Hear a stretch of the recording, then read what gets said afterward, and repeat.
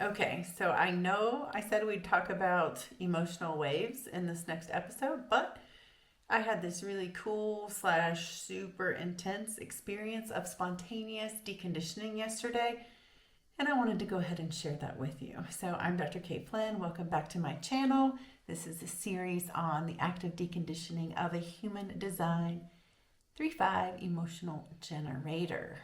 So, what do watermelons, watching the whale, and boundaries have to do with the spontaneous deconditioning?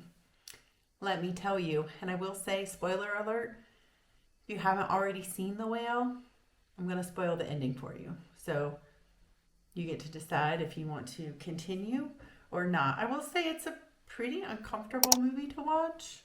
There was a lot of hubbub about it, and my husband and I started watching it a couple weeks ago, and about 15 minutes in, he was like, I'm opting out. So I kept it on the watch list because I felt like I would return to it eventually. A couple weeks ago, I also decided that I really wanted a watermelon. But here's the deal. Market day is Sunday, and we ride a motorcycle, so we have a limited amount of space, and we're carrying all our stuff. So I usually talk myself out of wanting a watermelon because it's not the most convenient thing. So yesterday was Sunday. I woke up and I really got the sense that today was a day of doing very little, of literally waiting to respond to whatever was coming at me, not trying to, edit videos or film or create anything, just waiting to respond. So I woke up and had that feeling and surrendered to it. I was like, okay, today's going to be an off day, an easy day. We went to the market and we had made it all the way through.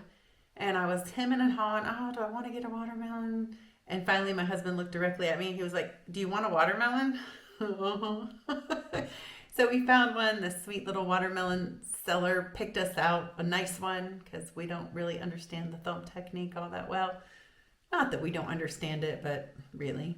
So we get home, and my husband has plans for the day out with friends, and I'm by myself. And I'm like, okay, well, I don't want to just sit on my phone all day. I'm waiting to respond. Do I want to lay in a hammock?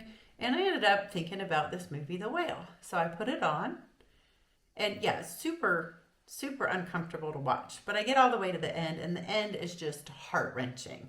If you've not heard of this movie, it's kind of centered around the book Moby Dick and this teacher's experience of it. And he's a father, and he's huge. He, like Brendan Fraser, gained a ton of weight to play the role, and he wore a fat suit, I guess is what they call it.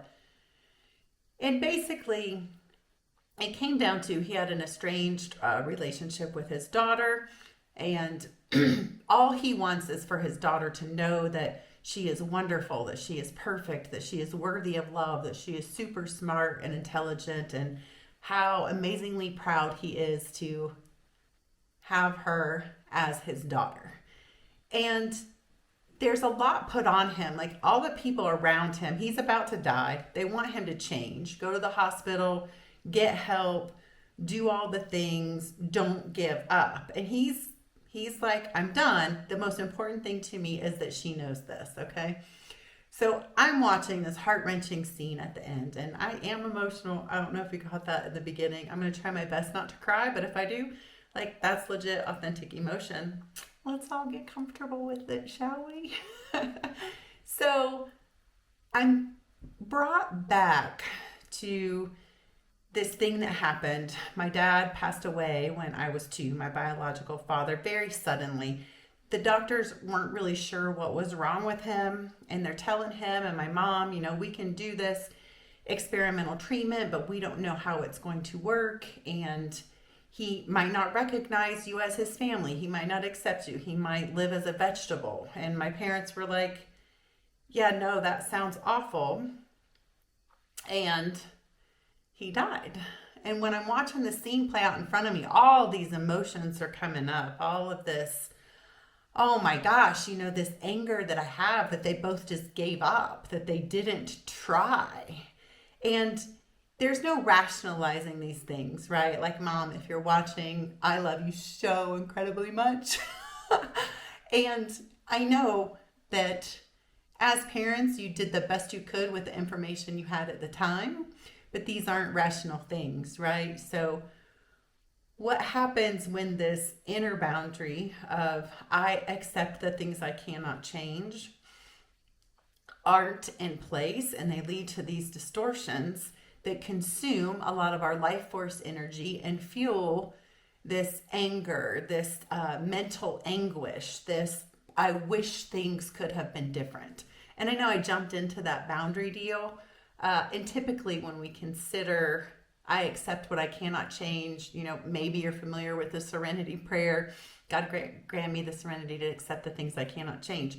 I've always thought of that in terms of present moment type things that are going on. Like, what can I have influence over? Me. What do I not have influence over? The decisions that anyone else tries to make. No problem. Check box. The end. But diving deeper into the boundary work that I've been doing is realizing accepting what I cannot change means not wishing that things were different than what they are. Not giving energy to wishing the past would have turned out differently, that they would have done those experimental treatments and maybe my dad would have lived and how differently my life would have turned out because of that, or maybe not.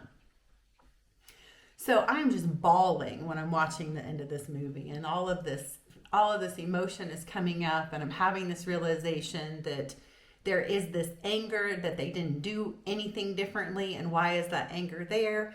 Because crossing that boundary of not accepting things as they are created this distortion, and it stole a whole bunch of life force energy from me. Now, one thing I noticed is the emotion is coming up. I'm with it. I'm letting myself cry. It plays out. And then my mind says, do it again. And so I replay the whole thought process and I cry again. And then I did it a third time. And then I was like, what is happening here? Why is my mind getting, so much out of this? Like, the emotion completed, I had the release. Why does it want to keep me in that cyclic pattern? Now do it again, do it again, do it again. And I said, no, I'm not doing that again. And that's when my attention was brought back to the watermelon. And the watermelon was such a perfect metaphor. It's like you're lugging this giant tumor, this 10-pound watermelon of anger and wishing things were going to be different, and it's been stealing this life force energy away from you.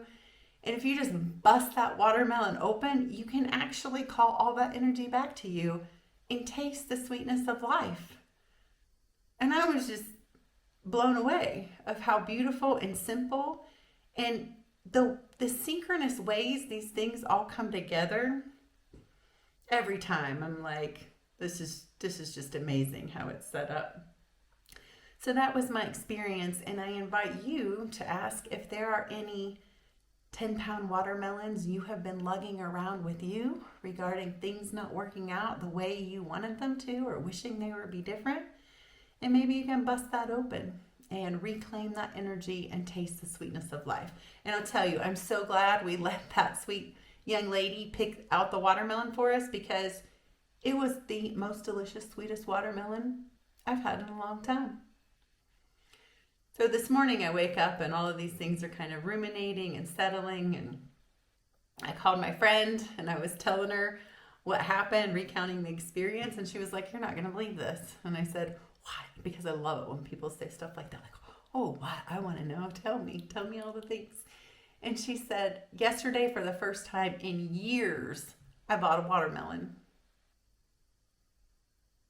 Trippy, the synchronicities of it all. So I hope you got something out of that. And I think that I promised that the next one will be on what it's like to ride my emotional 3740 tribal wave. I'll see you then.